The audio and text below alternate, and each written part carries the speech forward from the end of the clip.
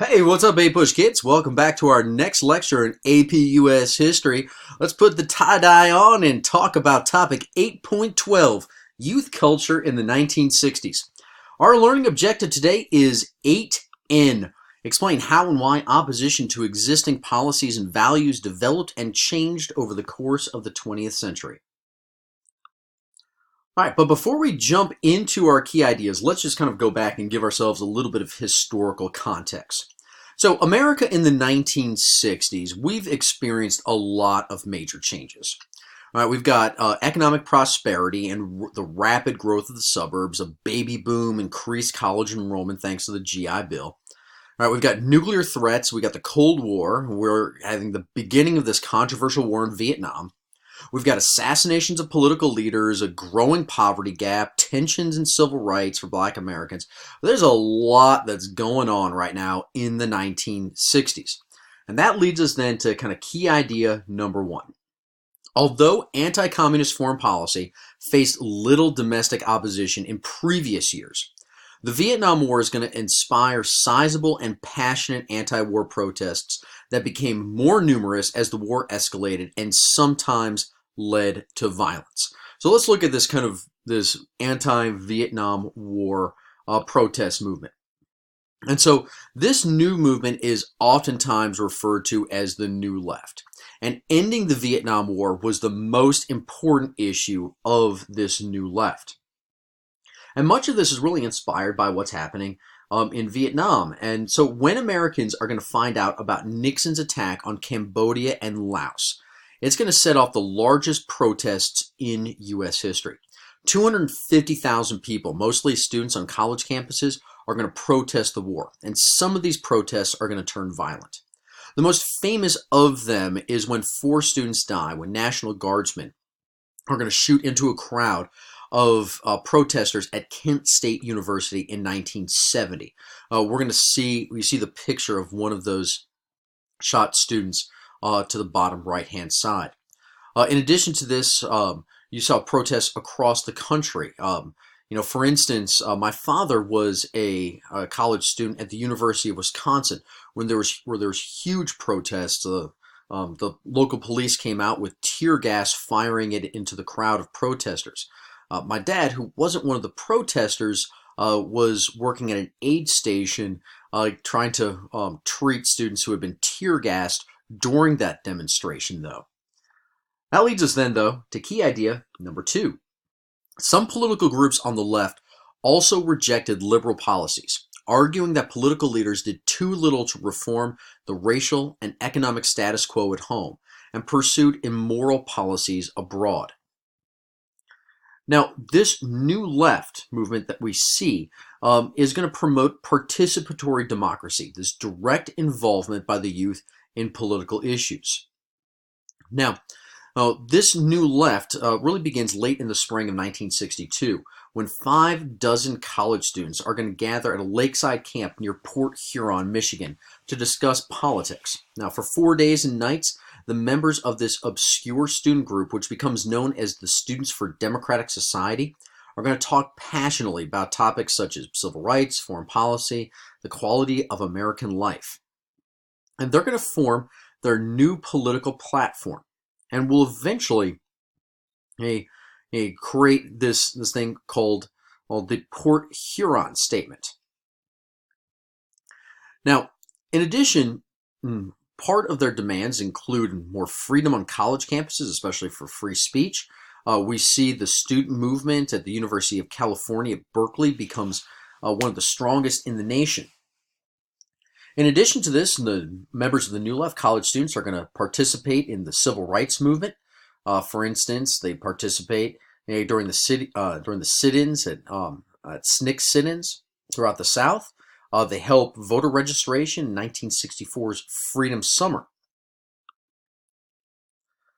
Though the most prominent one is going to be this Students for a Democratic Society, or the SDS. Now, they're going to define their views in 1962 in a statement known as the Port Huron Statement. Now, it's going to be written mostly by the man you see at the upper right-hand side, guy named Tom Hayden. And Tom Hayden is going to lead Probably the biggest and probably the most famous scene of the youth movement during the 1960s at Columbia University. And this was the scene of the largest SDS action. Now, what happened is that SDS leaders, led by Tom, are going to orchestrate an 8-day occupation of several buildings on campus to protest the administration's plan to build a new gym in an area that served as a neighborhood park.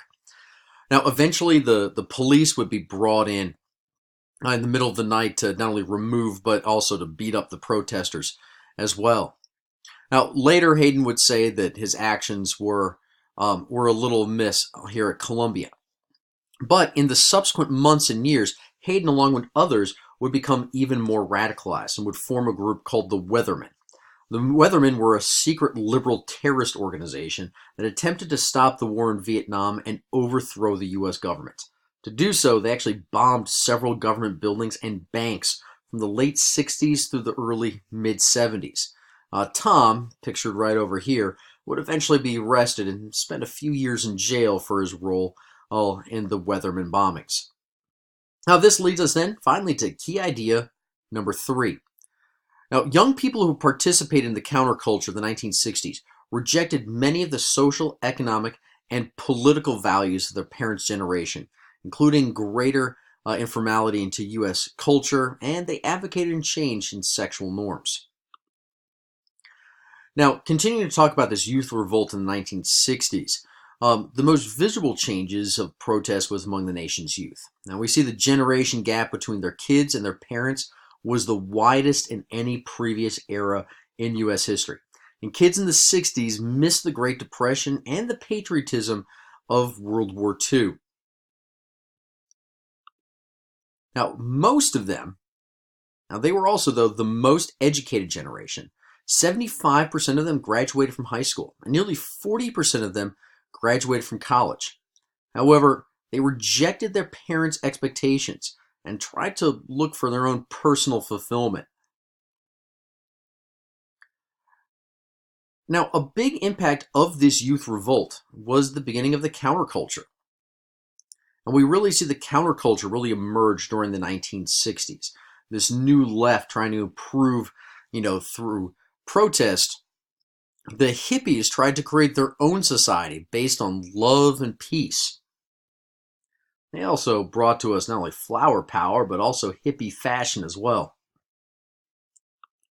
See some of the examples right here on the right-hand side.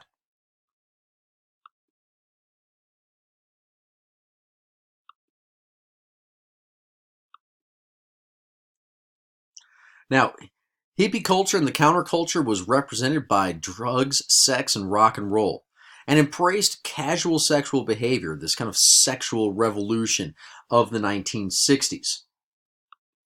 In addition to this, drugs were acceptable in the counterculture, especially marijuana and the mind-expanding hallucinogens like LSD.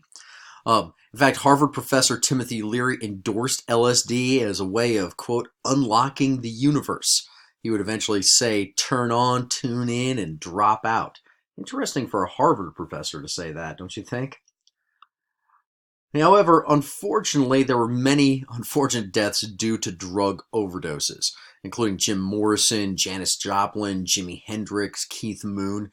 Some of the greatest performers of the 1960s all dropped dead thanks to drug overdoses. Now, music in the 60s and 70s also included things like folk music. R&B became real big during the 1960s as well. Electric rock, and as well as acid rock as well, such as the Grateful Dead, which I'm sure you've heard about before. Now, probably the best example of this counterculture was the Woodstock concert held in 1969 in a farm in upstate New York. I found out just a few years ago that my mom was actually there. That really surprises me. And that's made me kind of reevaluate how cool my mom actually might be. Now, this concert in 1969 is notorious, probably the most famous concert of all time. It was also apparently awful there. They did not plan for this number of people, for 400,000 people to show up in the middle of nowhere. They pretty much ran out of food, bathrooms, and about everything else. But don't worry, they had plenty of drugs there. There's just a few more images. Now, for many, the counterculture living was normal. Living in a normal society was unacceptable. And so many people, especially in San Francisco, start to explore new ways of living. Now, the Haight-Ashbury district in San Francisco was the epicenter of this counterculture movement. From Camelot to Kent State, Alex Foreman said it was like paradise there. Everybody was in love with life and in love with their fellow human beings, to the point they were just sharing in incredible ways with everybody. The problem is that they were sharing things they sometimes shouldn't share. Overdoses and STDs were rampant in this particular region. In addition to this, some hippies created self-sustaining communes where property was shared. We see some of the pictures of those commune people here in these images, such as Drop City, Colorado, which later moved to New Mexico. Members of the hog farm community in California. These images.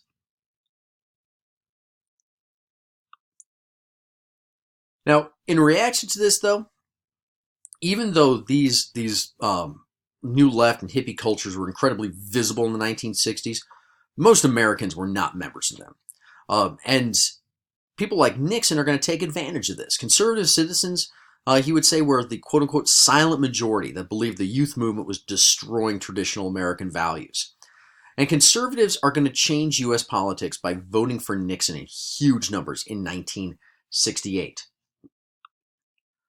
Now, even though they were not the majority of Americans, but were very visible, the successes of the Civil Rights Movement and the anti-Vietnam protest movement by the New Left inspired other groups to demand change. We'll talk about some of those other groups another time. Now, don't forget to smash that like and subscribe button. Until next time, go Pack.